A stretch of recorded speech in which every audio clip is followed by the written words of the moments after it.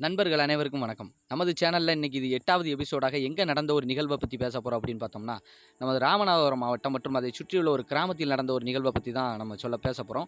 மேலும் குறிப்பா கிராமத்தின் பேர நம்ம சொல்லக்கூடாது, சொல்ல முடியாது. காரணம் என்ன அப்படின்னு பார்த்தோம்னா, கிராமங்கள் அதிகமாக இருந்தாலும் அந்த கிராமங்களில் வீடுகள் குறைவாக இருக்கும். அந்த கிராமத்தின் பெயரை நம்ம குறிப்பிட்டு சொன்னோம் அப்படின்னா, அந்த நிகழ்வு நடந்த அந்த சம்பவம் நடந்த நபர்களுக்கு அது பாதிப்பை உண்டு பண்ணும் அப்படிங்கிற ஒரு காரணத்தினால நம்ம அந்த கிராமத்தின் பெயரை சொல்ல முடியாதுங்க. வாங்க நம்ம நிகழ்ச்சிக்குள்ள போலாம்.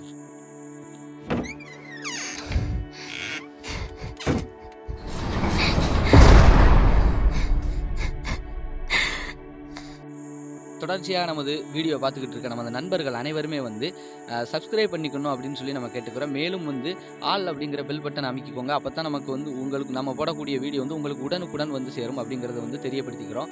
மேலும் உங்கள் நண்பர்களுக்கு இந்த வீடியோ பிடிச்சிருந்துச்சுன்னா ஷேர் பண்ணுங்கள். காரணம் என்ன அப்படின்னு பார்த்தோம்னா, நீங்கள் செய்யக்கூடிய இந்த செயல்கள் எங்களுக்கு ஒரு மோட்டிவேஷனாக இருக்கும். மேலும் மேலும் எங்களுக்கு வீடியோ போடுவதற்காக ஊக்குவிக்கும் விதமாக இருக்கும் அப்படிங்கிறத தெரியப்படுத்திக்கிறோங்க. வாங்க நம்ம நிகழ்ச்சிக்குள்ளே போகலாம். குறிப்பாக இந்த சம்பவம் ராமநாதபுரம் மாவட்டத்தில் உள்ள அந்த கிராமத்தில் உள்ள ஒரு இளம் பெண்ணுக்கு, அதாவது சந்தியா அப்படிங்கிற ஒரு பெண்ணுக்கு நடந்த ஒரு சம்பவத்தை பற்றி அவங்க பகிர்ந்திருக்காங்க. அவங்களுக்கு திருமணமாகி ஒரு 4 மாதத்தில் இந்த சம்பவம் நடந்ததாக அவங்க குறிப்பிட்டிருக்காங்க. அதாவது என்ன நடந்தது அப்படின்னு பார்த்தோம் அப்படின்னா, அதாவது அவருடைய கணவர் வெளியில் ஒரு வேலையின் விஷயமாக போயிட்டாங்க. அவங்க அத்தையும் மாமாவும் கூட இது போன்று நாங்கள் வெளியில் ஒரு வேலையாக நாங்கள் இருவரும் போயிட்டு வரோம் அப்படின்னு சொல்லிட்டு இந்த வேலையெல்லாம் முடிச்சிருமா அப்படின்னு சொல்லிட்டு காலையிலே கிளம்பிட்டாங்க. அது ஒரு விடுமுறை நாளும் கூட. மேலும் கிராமம் என்பதனால் அங்கே வீடுகள் அந்த அளவுக்கு ரொம்ப அதிகமாகவும் இல்லை. அப்படி இருக்கக்கூடிய நேரத்தில் அந்த பெண் ஒவ்வொரு வேலையாக முடிச்சுட்டு துணிமணிகள் எல்லாம் சோப் போட்டு முடிச்சுட்டு அதை அலசி காய போடுவதற்காக தங்களது வீட்டின் மொட்டை மாடியில் போய் காய போடலாம் அப்படின்னு சொல்லிட்டு அந்த பெண் போயிருக்காங்க. அந்த வீட்டின் மொட்டை மாடியில் துணி காய போடும்போது, அதாவது பெரும்பாலும் மொட்டை மாடிகளில் 2 கம்பி கட்டி அதில் ஏதோ வயரோ இல்லை கம்பியோ கூட மறுபடி கட்டி அதில் காய போடுவது கிராமப்புறங்களில் இது வழக்கம். அப்படி காய போட்டுக்கிட்டு இருக்கும்போது அவங்க வீட்டுக்கு எதிர் வீடு அப்படின்னு சொல்லி நம்ம பார்த்தோம் அப்படின்னா, அந்த வீடு அந்த பெண் வரும்போது பல காலமாக அது பூட்டி தான் இருக்குது. மேலும் அந்த பெண் வரும்போதே அந்த வீடெல்லாம் பார்க்கறதுக்கு நல்ல பாலடைஞ்ச பெரிய வீடாக இருக்கும். அந்த வீடு அது எந்நேரமானால் பூட்டி தான் இருக்கும். பூட்டி இருக்கும்னா திறந்து கூட உள்ளே போகலாம். சாவி வச்செல்லாம் பூட்டியிருக்க மாட்டாங்க, லாக்லாம் பண்ணியிருக்க மாட்டாங்க. பெரும்பாலும் அந்த வீட்டுக்கு யாரும் போகிறது கிடையாது, வர்றது கிடையாது. அந்த வீடு சும்மாவே தான் கிடக்கு, கொஞ்சம் பாலடைஞ்ச மாதிரி இருக்கும். காரணம் என்னன்னா, அந்த வீடை பராமரிப்பு இல்லாமல் அப்படியே போட்டுட்டாங்க. அந்த வீட்டின் குடும்பத்தார்கள் எல்லாருமே வெளியில் இருக்கிற காரணத்தினால அந்த வீடு அப்படித்தான் இருக்கும். அப்படி இருக்கக்கூடிய நேரத்தில் அந்த மொட்டை மாடியை அவங்க பார்த்துக்கிட்டே அப்படி காய போட்டுக்கிட்டே இருக்கும்போது, அப்போ அவங்க வீட்டின் அருகே உள்ள பவித்ரா அப்படின்னு சொல்லி ஒரு 5 வயது குழந்தை, பெண் குழந்தை. அந்த 5 வயது பெண் குழந்தை எப்போவுமே பெரும்பாலும் இந்த சந்தியா வீட்டுக்கு வரும், விளையாடும். இது கிராமம் இல்லையா அப்படிங்கிற குழந்தைகள் எல்லாருமே சுற்று வட்டாரத்தில் உள்ள அந்த நண்பர்கள் வீடாக இருக்கட்டும், அதுவோ சொந்தக்காரங்க உறவினர்கள் வீடுகளுக்கெல்லாம் போய் குழந்தைகள் விளையாடுவது வழக்கம். அதுபோல் சந்தியா வீட்டுக்கும் அந்த குழந்தை அதிகமாக விளையாடும். நல்ல முறையில் சந்தோஷமாக சிரித்து விளையாண்டு கொண்டிருக்கும். சந்தியாவுடன் அதிகமாக பழகும். அப்படி பழகக்கூடிய அந்த பெண் குழந்தை இவங்க வீட்டு மாடியில் இருந்து துணிமணிகளை காய போடும்போது அந்த எதிர் வீட்டு மாடியில் பாப்பா நிற்பது போல தெரிந்திருக்கிறது. அப்போ இங்கிருந்து அந்த பெண்மணி, சந்தியா அப்படிங்கிற பெண்மணி, பாப்பா பவித்ரா என்னம்மா செய்கிறாங்க, இங்கே வாமா அப்படின்னு சொல்லி கூப்பிட்றாங்க. இது விளையாட்டு போக்கில் அந்த குழந்தை அங்கே போய் விளையாடுறதுக்காக போயிருக்கும் போலுக்கு அப்படின்னு சொல்லி இங்கேருந்து சந்தியா கூப்பிட்டுக்கிட்டே இருந்திருக்காங்க. அப்போ அந்த பவித்ராங்கிற குழந்தை திரும்பி கூட பார்க்கலாம். அந்த சொல்ல போனோம் அப்படின்னா அப்படியே நின்று அந்த பக்கம் முதுகுப்புறம் தான் இந்த சந்தியாவுக்கு தெரிஞ்சிருக்கிறது. அதுபோல் அப்படி நின்று திரும்பி அப்படியே அங்கனக்கூடியே நின்று பார்த்துக்கிட்டே எங்கேயோ பார்த்துக்கிட்டு வேடிக்கை பார்க்குற மாதிரி அந்த குழந்தை நிற்கும்போது இங்கேருந்து சந்தியா கூப்பிட்டுக்கிட்டே இருக்காங்க. பாப்பா பவித்ரா அங்கே என்னம்மா செய்கிறாங்க, வாமா இங்கேவா அத்தைட்டோடி அப்படின்னு சொல்லி அவங்க கூப்பிட்டுக்கிட்டே இருக்கிறாங்க. அப்போ கூப்பிடும்போது அந்த குழந்தையிடம் இருந்து எந்த ஒரு ரெஸ்பான்ஸும் இல்லை. துணிமணியெல்லாம் இவங்க காய போட்டுட்டு மறுபடியும் அப்படியே பார்க்குறாங்க. பார்க்கும்போது அந்த கைவிடி சுவர், அந்த மாடி எதிர் வீட்டு மாடியில் உள்ள கைவிடி சுவரின் மீது அந்த குழந்தை உட்கார்ந்திருப்பது போல தெரிகிறது.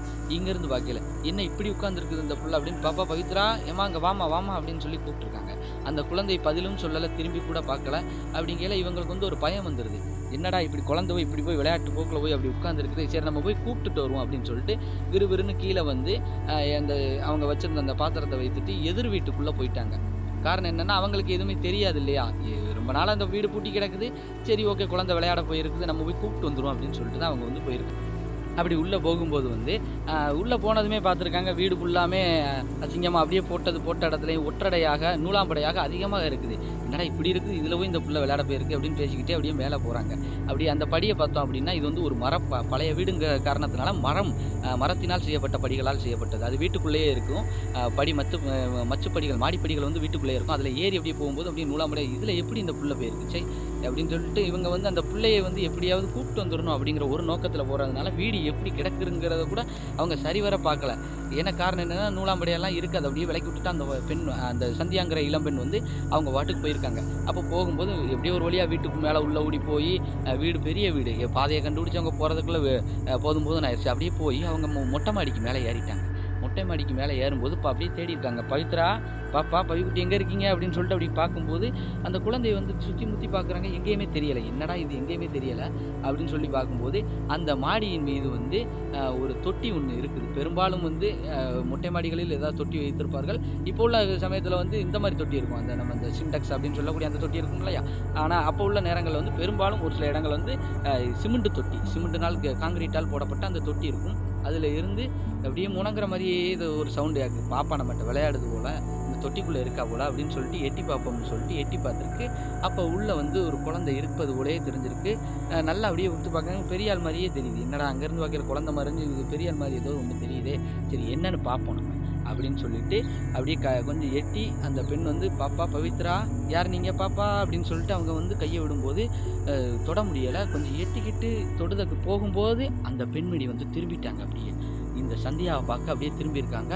ஆமாங்க, அது உண்மைதான். பெரிய பெண் மாதிரி இருந்திருக்காங்க. இருந்து பார்க்கும்போது சின்ன குழந்தை மாதிரி இருந்தாலும் அங்கே போய் பார்க்கும்போது அது பெரிய ஒரு ஆள் மாதிரி இருந்திருக்கு. அப்படி திரும்பும்போது தான் இவங்களுக்கு தெரிஞ்சிருக்கு. அவங்க முகமெல்லாம் ஒரு மாதிரியை வெளுத்து போய் ஒரு வித்தியாசமான தோற்றத்தில் இருக்க பார்த்து அப்படியே அந்த சந்தியா கத்திக்கிட்டு கீழே பொத்துன்னு விழுந்துட்டாங்க. அப்போ விழுந்த உடனேயுமே கிராமம் இல்லையா, எல்லா வீட்டுக்குள்ளே இருந்தாலுமே வந்து சத்தம் கேட்டு என்னடா ஏதோ ஒரு சவுண்டு கேட்டுச்சுன்னு சொல்லி அவங்கவுங்க பாட்டுக்கு அப்படியே பார்க்குறாங்க. ஒன்றும் தெரியலை. அப்போ அப்படியே விட்டுட்டாங்க. விடும்போது அந்த சந்தியாங்கிறவங்க வந்து அப்படியே மயக்கமாயி அங்கேயே விழுந்துட்டாங்க. இருந்தாலும் சரி என்னதான் சவுண்டு கேட்டுச்சு அப்படின்னு சொல்லிட்டு அக்கம் பக்கத்தார் அப்படியே சத்தத்தை அப்படி பார்த்துட்டு அப்படியே விட்டுட்டாங்க. நல்லா பார்த்தோம்னா இந்த சம்பவம் நடந்தது வந்து ஒரு மதிய நேரம், ஒரு 11-12 மணி இருக்கும். இந்த 12 மணி வாக்கில் நடந்த ஒரு சமயம் தான் இது.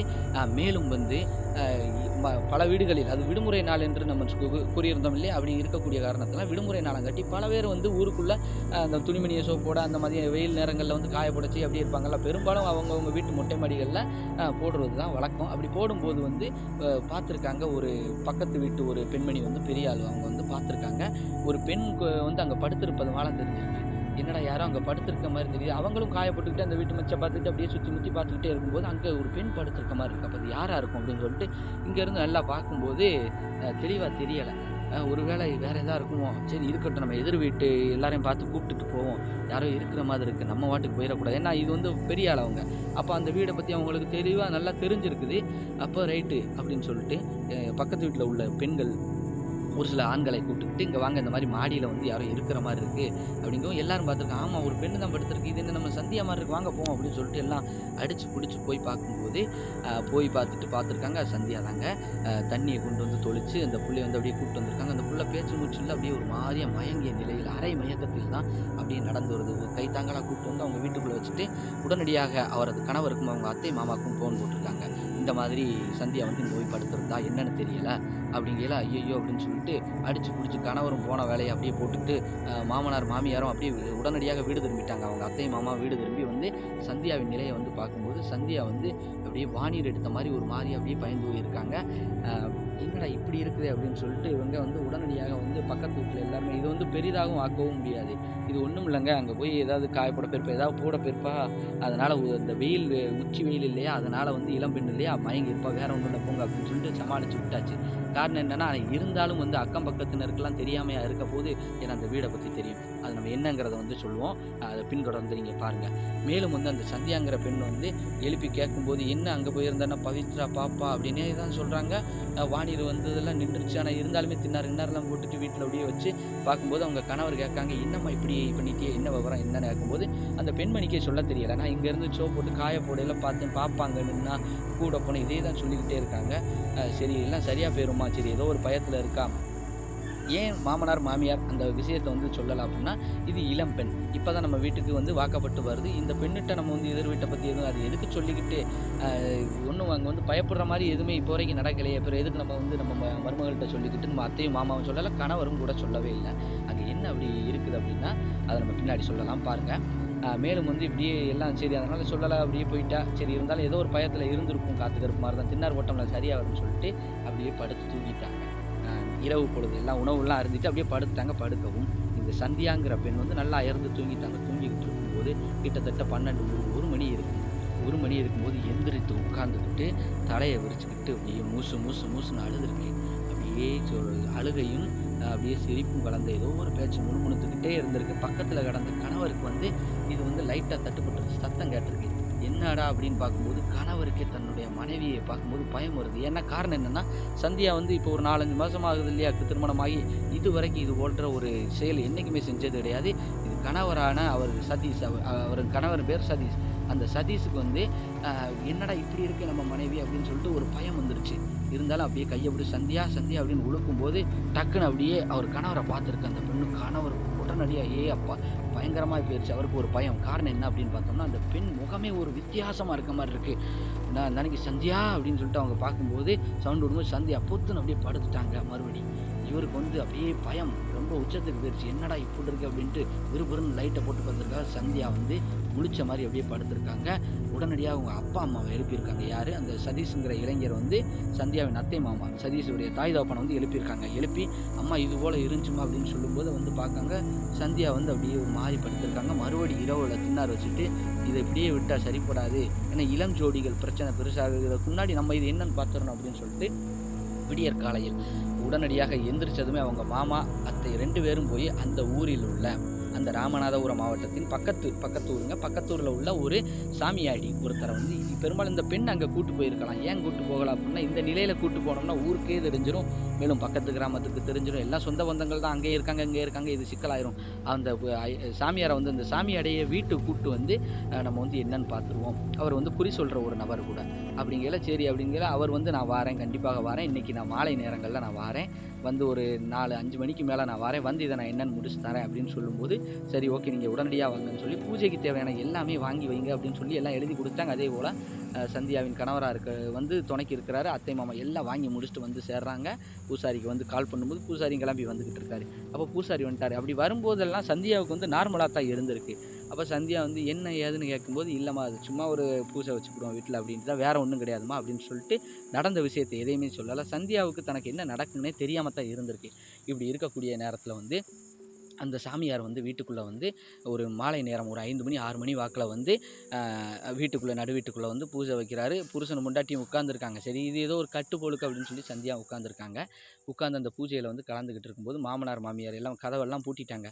பூட்டி கதவு, ஜன்னல் கின்னல் எல்லாம் பூட்டிக்கிட்டு இந்த பூஜை வந்து வீட்ல நடக்குது. எல்லார் முன்னிலையில தான் நடக்குது. அந்த சாமியார் வந்து அப்படியே தனக்குள்ள சாமிய வர வச்சு திண்ணாறு கிண்ணாறு போட்டு ஒரு தீர்த்த தண்ணி எல்லாம் அந்த சந்தியாங்கிற பெண் மேல தெளிச்சது தான் அங்க தாமசம். உடனடியாக சந்தியா வந்து தனது முடியெல்லாம் விரிச்சுக்கிட்டு அப்படியே அழுகுது. உட்கார்ந்துகிட்டே அழுகுது. கணவருக்குன்னா பக்கத்துல இருக்க பயம். அப்பா! அவரு என்ன பண்றாரு, உடனடியாக அப்படியே பின்னாடியே நகண்டு போறாரு. உடனே பூசாரி சொல்லிட்டாரு, "பயப்படாத நீ அங்கேயே உட்காரு. ஒண்ணும் பிரச்சனை கிடையாது" அப்படின்னு சொல்லும்போது வந்து அப்படியே பதறிக்கிட்டே உட்கார்ந்துருக்காரு. உட்கார்ந்துகிட்டு இருக்கும்போது சந்தியாவ பார்த்து அவர் கேட்கிறாரு, "நீ யாரும்மா? என்ன உனக்கு என்ன வேணும்? சொல்லு நீ யாரு?" அப்படின்னு கேட்கும்போது பதிலே சொல்லல. மறுபடியும் கேட்டுக்கிட்டே இருக்காரு. பதிலே சொல்லல. அந்த தீர்த்த தண்ணிய மேல ஊத்தி திண்ணார மேல போட்டு சாட்டைய கையில எடுக்கும்போது சொல்லிருச்சு. அழுதுகிட்டே சொல்லுது, "நீங்க என்னைய ஒண்ணும் பண்ணிறாதீங்க. நான் ஒண்ணும் பண்ண மாட்டேன். நீங்க எனக்கு எந்த ஒரு தண்டனையும் குடுத்துறாதீங்க" அப்படின்னு சொல்லி கேட்குது. "நீ எதுக்கும்மா நீ இந்த பெண்ண வந்து புடிச்சிருக்க? நீ யாரும்மா? என்ன ஏதுங்கையில, நான் எதிர்த்த வீட்டுல உள்ள பேச்சியம்மா" அப்படின்னு சொல்லியிருக்கு. என்ன பேச்சியம்மாவுங்கையில எல்லாருக்குமே அப்படியே அதிர்ச்சி ஆயிருச்சு. அந்த பையனுக்கு சதீஷுக்கு முதற்கொண்டு அதிர்ச்சி ஆயிருச்சு. என்னடா இவ்வளவு காலமா அது இந்த பேர நம்ம கேள்விப்பட்டிருக்கோம் எதிர்த்த வீட்டில் வந்து. ஆனா இப்பத்தான் இந்த சம்பவம் நடக்குது. அது நம்ம வீட்டிலேயே நடக்குதே அப்படின்னு சொல்லிட்டு இவர் வந்து எல்லாருமே அப்படியே பயந்துருக்காங்க. சரி என்ன காரணம்மா? எதுக்கும்மா நீ இந்த பெண்ண பிடிச்ச? அப்படின்னு கேட்கும்போது, ஒண்ணுமில்ல நான் வந்து இந்த வீட்டில் வந்து ஆன்மாவாக நான் உலாவிக்கிட்டு இருக்கேன். மேலும் வந்து இந்த பெண்மணி வந்து இளம் வயசு, என்னுடைய வயசு தான். காரணம் என்னன்னா, இந்த இளம் வயசுல தான் அந்த பேச்சியம்மாங்கிற ஒரு பெண்மணியும் வந்து இறந்திருக்காங்க. அவங்க எப்படி இறந்திருக்காங்க அப்படின்னா, விஷம் குடித்து இறந்திருக்காங்க. காரணம் என்னன்னா, அவங்க வந்து ஒரு காதல் தோல்வியில இறந்திருக்காங்க. அத அப்படியே படிப்படியா சொல்லுது. இந்த மாதிரி நான் வந்து இறந்திருக்கேன். இந்த வீட்டில் தான் ஆன்மாவாக நான் வந்து உலாவிக்கிட்டு இருக்கேன். இந்த பெண்ணுக்கு வந்து என்னுடைய வயது தான். இந்த பெண்ணு பார்க்குறதுக்கு அழகாகவும் இருக்காங்க. அதே நேரத்தில் நல்ல முறையில் வீட்டு வேலையெல்லாம் பார்த்து முடிச்சுட்டு அவங்க மாடிக்கு வரும்போது, நான் அப்போ நேரம் உச்சி வெயில் நேரம். நான் ஒரு 12 மணி நேரம் நானும் அப்படியே இந்த பெண்ணை வந்து ரொம்ப நாளாக நானும் உள்ளே இருந்து பார்த்துக்கிட்டே இருப்பேன். இந்த பெண் மேலே வரும்போது எனக்கு இந்த பெண்ணை ரொம்ப பிடிச்சிருச்சு. நம்மளும் இதே மாதிரி தானே இருப்போம். இவ்வளோ வேலை பார்த்து இவ்வளோ அழகாக இருப்போம். நம்மளும் எதிர்காலத்தில் நல்ல முறையில் ஒரு குடும்பமாகி இருக்கணும் அப்படின்னு சொல்லி ஆசைப்பட்டேன். வம்பாய் எனது வாழ்க்கையை நானே முடித்துக்கொள்ள வேண்டிய கட்டாயத்தினால நான் அப்படி முடிச்சிட்டேன். அதனால் எனக்கும் வாழணும்னு ஆசை. இந்த பெண்ணை பார்க்கும்போது இந்த பெண்ணு மாதிரி தான் நம்மளும் இருப்போம் அப்படின்னு சொல்லி ஆசைப்பட்டு இந்த பெண்ணை பார்க்குறதுக்காக நான் மேலே வந்து உட்கார்ந்துருக்கும்போது இந்த பெண்ணே என்னை தேடி வந்துச்சு. ரொம்ப காலமாக நான் அந்த பெண்ணை பார்க்கும்போது இந்த பெண் வந்து என்னை கவனிக்கலை. நேற்றைய நேரத்துக்கு என்னை அது பார்த்துருச்சு. அந்த பெண்ணே என்னை தேடி வந்துருச்சு.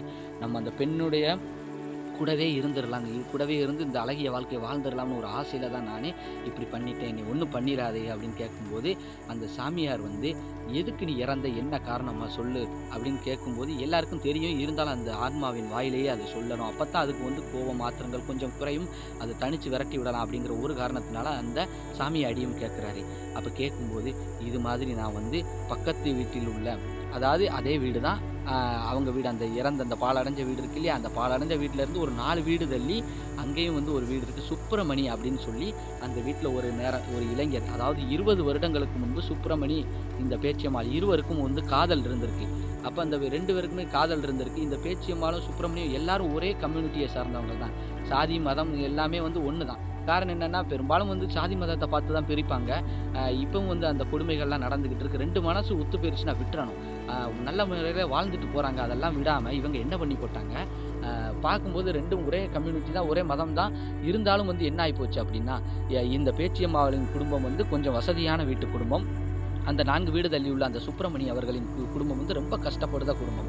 அந்த சுப்பிரமணிங்கிறவர் வந்து கூலி தொழிலாளியாக தான் இருக்கிறாரு.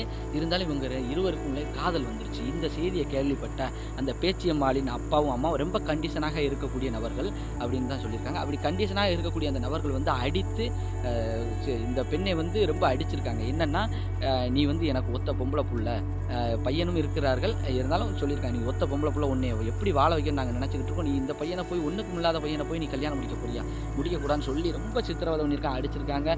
பலமுறை அந்த பெண்ணும் வந்து எத்தனை கண்டிஷனுக்கு மேலேயும், காதல் வந்து வலிமையானது இல்லையா, மேலும் வந்து அந்த காலத்து காதல் சொல்லவா வேணும், 20 ஆண்டுகளுக்கு முன்பு.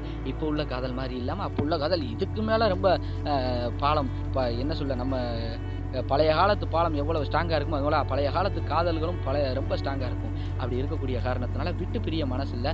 இந்த சுப்பிரமணியும் வந்து பலமுறை வந்து நான் நல்ல முறையில் வச்சுக்கிறேன், எனக்கு நீங்கள் கெட்டி கொடுங்கன்னு கேட்கும்போது சுப்பிரமணியை ரொம்ப அசிங்கப்படுத்தி அனுப்பியிருக்காங்க, பார்த்துருக்காங்க.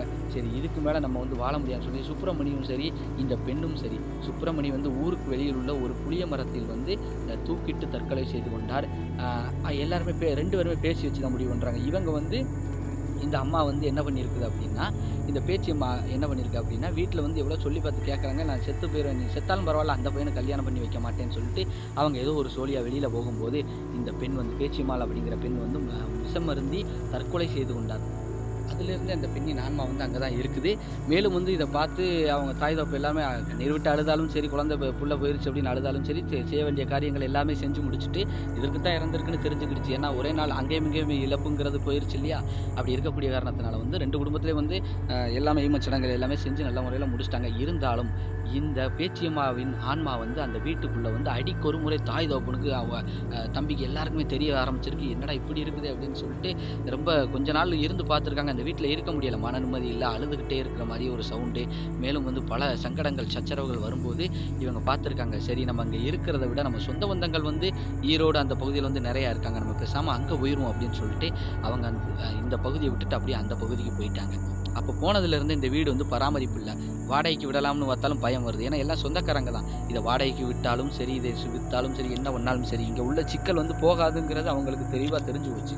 ஏன்னா கன்னி பெண்ணின் ஆன்மா இல்லையா, காதல் தோல்வியினால் ரொம்ப உக்கிரமாக இருக்கும், யாருக்குனாலும் பிரச்சனை வரும், இது நமக்கும் பாதிக்கும்.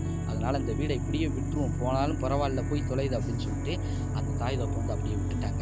இது அப்படியே தன் வாயாலேயே, சந்தியாவின் வாயாலேயே அந்த பெண்மணி, பேச்சியம்மாங்கிற பெண்மணி வந்து சொல்லுது, நான் அவர் கூட தான் சேர முடியலை, இருந்தாலும் இந்த பெண்ணின் உடம்பிலிருந்து இந்த பெண்ணுடையே இருந்து அந்த பெண்ணின் வாழ்க்கையாவது வாழ எனக்கு ஆசையாக இருக்குது, அதனால தான் அப்படிங்கையில் அந்த சாமியாடி சொல்லியிருக்காரு, அம்மா நீ இறந்துட்ட, இது வந்து உனக்கான உலகம் கிடையாது. உனக்கான உலகத்துக்கு நீ போற வரைக்கும் நீ எங்க இருப்பியோ அங்கே இருந்துரு. யாருக்கும் எந்த தொந்தரவும் பண்ணாதே. இனி இந்த பெண்ணுக்கு வந்து எந்த ஒரு சிக்கலையும் நீ தரக்கூடாதுன்னு சொல்லி அந்த சாமியாடி கட்டன் கரெக்டா சொல்லி அவருக்கு தெரிந்த மந்திர தந்திரங்கள் மூலமாக அந்த பெண்ணை வந்து அப்படியே அனுப்பி விட்டாங்க. இந்த பெண்ணின் சந்தியாவின் உடம்பிலிருந்து அந்த பெண் ஆன்மா வந்து போயிருச்சு. அப்போ போனதுக்கப்புறம் இந்த சந்தியா மயக்கமாகி கொஞ்சம் எந்திரிக்கையில் என்ன நடந்ததுன்னு கேட்காங்க. அப்பயும் கூட எதுவும் சொல்லலை. ஏன்னா சாமியாடி தெளிவாக சொல்லிட்டார், கொஞ்ச நாளைக்கு இந்த பெண்ணுக்கு வந்து இந்த நினைவே இருக்கக்கூடாது, இதை பற்றி எதுவுமே பேசக்கூடாது, யார் என்ன கேட்டாலும் சரி, சாப்பிடாம செய்யாமல் வேலை பார்த்தனால மயங்கிட்டோமாங்கிற மாதிரியே நீ சொல்லி முடிச்சிருங்க அப்படின்னு சொல்லி இந்த பெண்ணின் மாமனார் மாமியாவும் மற்றும் கணவரிடம் எல்லாமே சொல்லியாச்சு. மேலும் வந்து நான் காப்பு கட்டி விட்றேன், இந்த காப்பு வந்து கொஞ்சம் நாளைக்கு இத்தனை காலம் வரைக்கும் நீங்கள் இதை வந்து கலத்திடக்கூடாது. ஏன்னா அந்த ஆன்மா எப்போனாலும் சரி வாக்கு கொடுத்துருச்சு வராது, இருந்தாலும் அதற்கு ஒரு வாய்ப்பளிக்கும் விதமாக வந்து இந்த காப்பை வந்து கலத்திடவே கூடாது, இது இந்த பெண்ணுடைய கையிலேயே இருக்கட்டும் சொல்லி ரொம்ப கட்டன் கரெக்டாக சொல்லிட்டு அந்த சாமியாடி வந்து திருநீர் எல்லாம் கொடுத்துட்டு அப்படியே போயிட்டாங்க. இப்போ இந்த சந்தியாவுக்கு வந்து இப்போ வரைக்கும் எந்த ஒரு பிரச்சனையும் கிடையாது. ஆனால் இருந்தாலும் காலப்போக்கில் வந்து கணவர் சொல்லிட்டார், இதுதான் நடந்ததம்மா, எனக்கு வந்து குறிப்பிட்ட நாட்களுக்கு சொல்லக்கூடாதுனாங்களா. அப்போ அந்த சந்தியா அந்த வீட்டு பக்கமே திரும்பி கூட இப்போ வச்சு தலை வச்சு படுக்க மாட்டாங்க. அந்த சம்பவம் நடந்ததுலேருந்து அந்த அக்கம் பக்கத்தார் கூட அந்த வீட்டுக்கு அவங்களே வாங்கி ஒரு பூட்டு வாங்கி ஒரு சங்கிலி வாங்கி வெளியில் ஊடி பூட்டி போட்டாங்க. அந்த அளவுக்கு இருந்திருக்குன்னா பாருங்கள். மேலும் வந்து நம்ம இந்த செய்தி காணொலி வாயிலாக அந்த நிகழ்ச்சி வாயிலாக நம்ம என்ன சொல்ல வரோம் அப்படின்னா, காதல் என்பது வந்து எல்லாருக்கும் வருங்க. எல்லாருக்கும் அப்படின்னு பார்த்தோம் அப்படின்னா பறவைகள் விலங்குகள் அனைத்துக்குமே வந்து எல்லா உயிரினங்களுக்குமே வந்து வருங்க. நம்ம ஆறறிவு ஜீவன்கள் மனிதர்கள் நமக்கு கொஞ்சம் அதிகமாகத்தான் வரும். மேலும் வந்து இந்த காதலை வந்து மதம் சாதியினால் பிளவுபடுத்தி கொண்டு இருப்பது வந்து தவறுங்க. காரணம் என்னென்னா, ரெண்டு மனசு ஒத்து போயிடுச்சு. அவங்க எப்படியாவது வாழ்ந்துட்டு போட்டு எங்கேயாவது வாழ்ந்துட்டு போட்டோம், வாழ்கிறாங்க அப்படிங்கிற ஒரு திருப்தியிலையாவது நீங்கள் பெற்றோர்கள் வந்து வாழ்ந்துட்டு போயிடலாங்க. அதை விட்டுட்டு இது மாதிரி ஒரு கொடுஞ்சொற்கள் சொல்லி அதை வந்து உயிரை மாய்த்து மேலும் வந்து கொடுமையான விஷயங்கள் செய்து அதனால் உயிர் போய் இதில் யாருக்கு என்ன ஒரு லாபங்க. அதனால் காதல் என்பது வந்து எல்லாருக்கும் வரத்தான் செய்யும். சாதியாலும் மதத்தாலும் அதை பிளவுபடுத்துவது என்பது தவறுங்க. மேலும் வந்து ஏற்றத்தாழ்வு, இவன் பணக்காரன் இவன் ஏழை எளியவன், இன்னைக்கு ஏழையாக இருக்கவன் நாளைக்கு ஒரு பணக்காரன் ஆகலாம். நாளைக்கு பணக்காரன் இருக்கிறவன் வந்து ஏதாவது ஒரு காரணத்தினால் வந்து அவன் மிக தாழ்ந்த நிலைக்கு கூட செல்லலாம். இப்படி வந்து வாழ்க்கை என்பது வந்து ஏற்றத்தாழ்வு நிறைந்தது. அதனால் இரு மனதுகள் ஒத்துப்போனால் கட்டாயம் வாழ விட்டுருங்க, நல்லபடியாக வாழ்வார்கள் என்பதை வந்து இந்த காணொலியின் வாயிலாக வந்து நம்ம தெரியப்படுத்திக்கிறாங்க. காதல் வந்து அழியாதது. நன்றி, வணக்கம். மேலும் இந்த காணொலி உங்களுக்கு பிடிச்சிருந்துச்சு அப்படின்னா உங்கள் நண்பர்களுக்கு மற்றும் உங்கள் உறவினர்களுக்கு அனைவருக்குமே வந்து இதை ஷேர் பண்ணுங்கள். மேலும் வந்து இப்படி ஒரு சேனல் இருக்குது அப்படிங்கிறது வந்து எல்லாருக்குமே தெரியட்டும். காரணம் என்னென்னா, இதில் இருந்து இந்த மாதிரி சேனல்களை பார்த்தாவது கொஞ்சம் தெளிவடைஞ்சிக்கிடுவாங்க. ஓ, இந்த சமயங்களில் போகலாம், இந்த சமயத்தில் போகக்கூடாது, இந்த சமயத்தில் இப்படி செய்யணும் செய்யக்கூடாது அப்படிங்கிற ஒரு விஷயமாவது தெரிய வரும், அறிய வரும் அப்படிங்கிற ஒரு காரணத்தினால தாங்க நம்ம வந்து இதை வந்து பதிவாக சொல்லியிருக்கோம். மேலும் வந்து நம்ம காணொலி பார்க்கக்கூடிய அனைவருக்கும் இனிய தமிழர் திருநாளாம் தை திருநாள் நல்வாழ்த்துக்கள். நன்றி.